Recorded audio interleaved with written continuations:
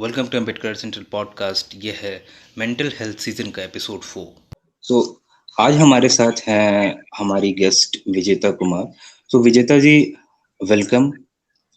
Thank you very much. एक छोटा सा इंट्रोडक्शन आपका हो जाए। Huh. I teach in St. Joseph's College, Bangalore, and I also write now and then. Very happy to be here. Thank you very much.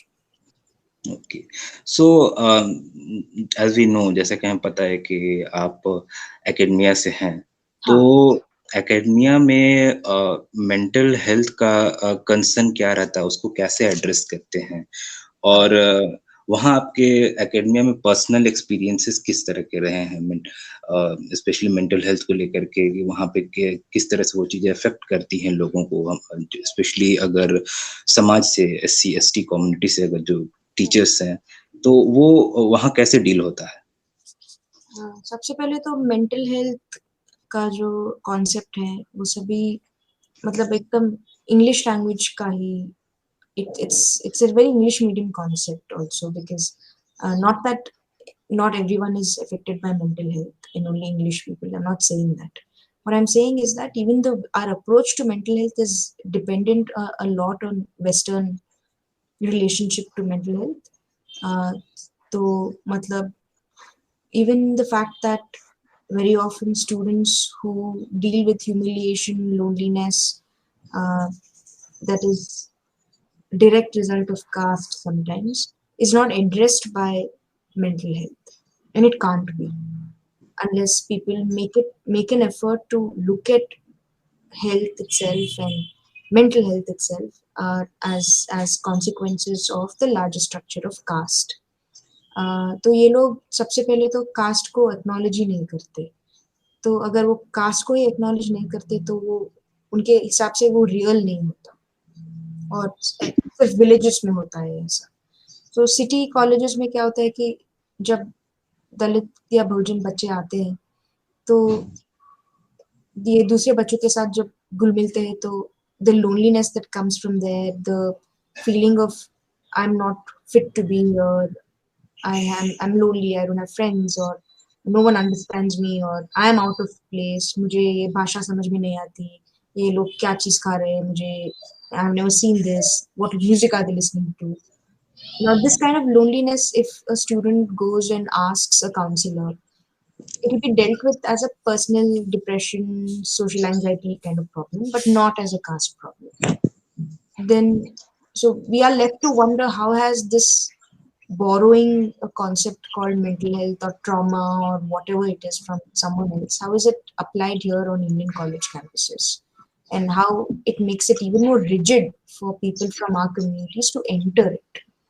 तो मुझे तो बिल्कुल ही विश्वास नहीं है इस काउंसलिंग में या थेरेपी में, क्योंकि एकेडेमिया में सब लोग इसके बारे में ऐसे बात करते हैं कि ये सबको होता है, and there's a certain kind of universality applied to it, applied to depression or trauma or toxicity or whatever, and it it reduces the chances that people will acknowledge caste in this discourse.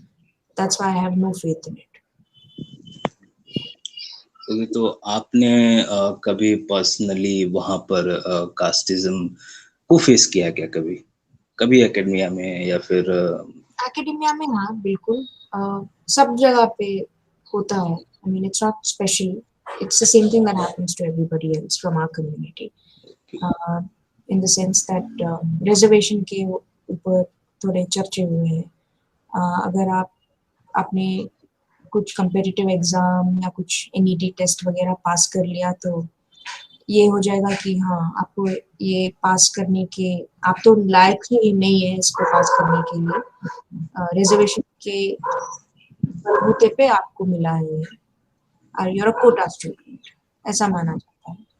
And then it becomes hard to sit and wonder whether you really are a product of reservation only, whether you have no other abilities, etc. etc. Students के सामने, teachers के सामने ऐसा सभी चर्चे होते रहते हैं. But just a moment, ऐसा this kind of daily casteism that happens in the classroom or at the workplace or everywhere else in the city, uh, I can't separate them. Matlab, which is the worst that I've experienced or which is not so horrible that I've experienced. Uh, yeah. हम्म, तो जैसा कि academia जो बच्चे होते हैं जो community के जो हैं पढ़ते हैं स्कूलों में कॉलेजेस में जो आपके सामने हैं तो वो क्या आपको जब डिस्क्रिमिनेशन फेस करते हैं या किसी तरह का mental health face trauma face करते हैं तो क्या उन्हें पता रहता है कि हमारे कम्युनिटी से कि टीचर हैं हमारे कम्युनिटी के लेक्चरर हैं तो क्या वो अप्रोच करते हैं हाँ, वो उसको कैसे वहाँ पे डील किया जाता है क्या? कुछ तो बच्चे अम्बेडकर का फोटो है मेरे टेबल पे, उसको देख के ही उनको पता चल जाता है और वो आके बैठ के बात करने लगते हैं। ऐसे बहुत सारे स्टूडेंट्स हैं, मतलब, और even these students, when they talk about the things that are happening to them, they don't use the language of mental health to talk about it. They don't use words like I'm stressed, I'm depressed, or I'm bipolar, or I'm schizophrenic, or I have mental health problems. ये भाषा इस्तेमाल ही नहीं करते। ये लोगों के very specific problems होते हैं और उनको पता है कि क्या problem है। मुझे क्लास में बहुत दिक्कत होती है क्योंकि जब टीचर कुछ सवाल पूछती है मुझे हाथ उठाने में ही शर्म आती है। This is definitely a huge anxiety problem, yes, but it stems directly from caste.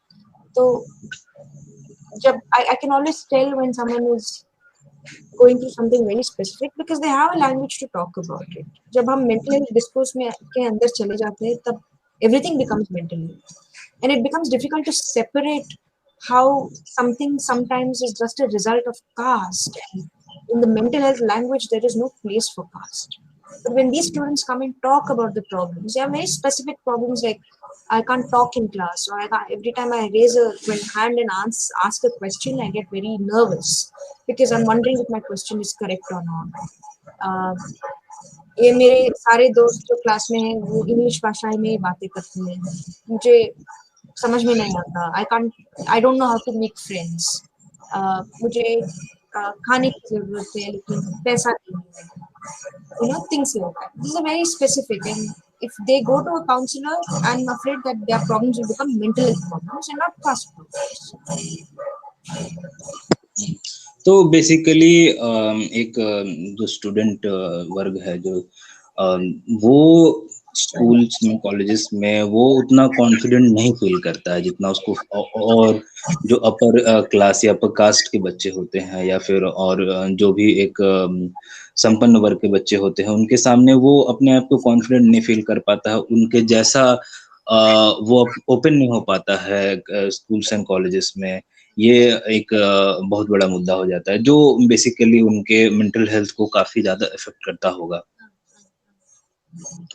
Definitely. तो ओके तो मतलब क्या स्कूल्स एंड कॉलेजेस में क्या इसको डील करने के लिए कोई जनरली मैंने तो जैसे आईआईटीज में सुना है कि आईआईटीज में होता है लेकिन क्या आम कॉलेजेस में भी दूसरे कॉलेजेस की तरफ से भी ऐसा कोई स्टेप लिया जाता है कि बच्चे अगर फेस कर रहे हैं ऐसी चीजें तो उनके लिए कोई काउंसलर या फिर कोई ऐसे लोगों को साइकियाट्रिस्ट वगैरह को वहाँ पे अवेलेबल करवाया जाता है या फिर अवेलेबल होता है जो साल में इन ईयर वो लेते हैं उनका काउंसलिंग ऐसी कोई चीजें अवेलेबल है वहाँ पर?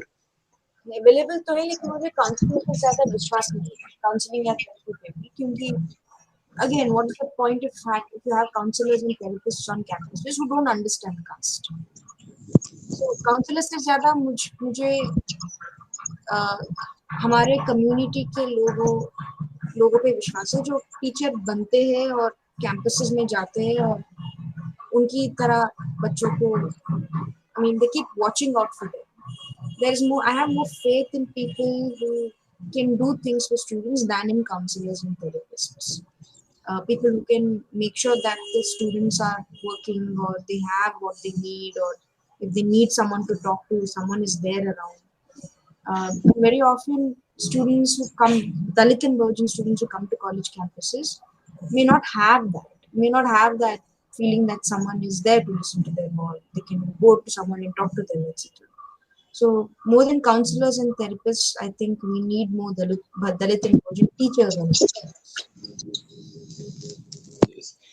तो अच्छा, okay, there is an article of yours, आपका एक आर्टिकल है, I can't be depressed, I am a Dalit. Okay, so इसको आप थोड़ा एलेबोरेट करिए, ये क्या यहाँ पर आप कहना चाह रहे हैं? ये कहना चाह रही हूँ कि हमारे पास दलित, मेरे माँ बाप जब कॉलेज या स्कूल गए थे तब उनके जमाने में ये लैंग्वेज ही नहीं था, ये मेंटल हेल्थ डिस्कोर्स का language, and they substituted whatever misery they were feeling with working hard, and that's all they could do. They could just work hard and swallow whatever they could swallow and just continue living. So my idea is that we don't have the luxury of saying I have mental health problems or I'm depressed, and after a point it becomes a luxury to say that I'm depressed, because then you need to have certain situations going well in your life to even come out and say I'm depressed. And that discourse was never there in my family where someone was depressed or someone needed this. My father always believed that you do your work properly and that's all there is to do. If जब वो engineering college में थे तो every day was a caste problem. Every day he was humiliated, he was bullied. He had every reason to say I am depressed, I want to quit. He didn't. ये तो मेरे लिए बहुत ही बड़ा मिसाल हो गया, क्योंकि उनके बलबूते पे मैं भी आज खड़ी हूँ यहाँ पे और I can talk about this openly. So I've never bought into this discourse because I think it doesn't understand caste, and anything that doesn't understand caste, I don't trust. तो जैसे कि डिप्रेशन जो है, ये तो है कि हमारे सोसाइटी में एक बहुत ही इग्नोरेंट वे में लिया जाता है इसको। शायद लोग अगर कोई फील कर रहा हो तो शायद लोग समझते हैं कि इसको बात करने से या इसको एक बिहेवियरल थेरेपी जो होता है उसमें शायद इस तरीके से उन्हें ट्रीट नहीं किया जाता है कि मतलब वो बताया जाए कि इसको कैसे एक सोशल रियलिटीज के रूप में नहीं देखा जाता है, एक अलग तरीके से देखा जाता है, ये तो है। अच्छा, तो इस पे एक और सवाल बन जाता है कि मेंटल हेल्थ का जो है उसको एक साइंस की तरह ट्रीट किया जाता है, उसको एक पर्सनल लेवल पर देखा जाता है, लेकिन क्या वो सोशल रियलिटी से भी जुड़ी हुई है? तो ये इस पे थोड़ा सा आप इलेबोरेट करें जरा।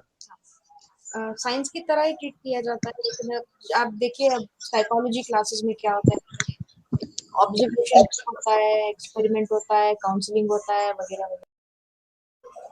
Even the way psychology is taught in college campuses, it's taught as a science, not social science. Because for every disorder, there is a symptom. For every symptom, there is a disorder. It's talked about like science. When people talk about caste in psychology classrooms, people don't want to talk about it. They'll say class hai, caste nahi hai, ya aisa kuch kiya jata hai. But it's true that if psychology and mental health, if you want to understand it completely, it should be invested as a social science, not science. Because the truth of the matter is that it is a social science ultimately. It can't be practiced as science. लोगों को subject की तरह treat करना या उनसे बात कर कर उनका डायग्नोसिस पकड़ना, ये साइंस की बात है, सोशल साइंस नहीं है. And if it to be treated like a social science, you have to understand that caste is the first social science here, and caste is definitely the first kind of mental health disorder in our country. So unless we address that, there is no point in psychology or in mental language. मतलब एक social reality की तरह इसको देखना चाहिए, क्योंकि class और cast ऐसी चीज खासतौर पे इंडिया में है कि उसको इग्नोर करना बहुत बड़ी चीज हो जाती है। और कास्ट मेंटल ट्रॉमा का एक अगर देखा जाए तो इंडिया में SC एंड ST मिला करके 23% पॉपुलेशन होते हैं, और इतनी बड़ी पॉपुलेशन का जो मेन जड़ है, जो उनकी कास्ट है, उसको अगर इग्नोर करना और उसके बेसिस पे जो डिस्क्रिमिनेशन है, जो एक मेंटल हेल्थ आपका प्रॉब्लम आपको देती है, आपको डिप्रेस करती है, तो उस चीजों को इग्नोर करना बहुत बड़ी बात हो जाती है। तो एक इस फील्ड में इसको एक सोशल रियलिटी के तौर पर भी एक देखना चाहिए, कंसर्न करना चाहिए। Okay, so Vijeta ji, thank you for being part of us, Thank you very and much. Thank you. Wish you a good luck.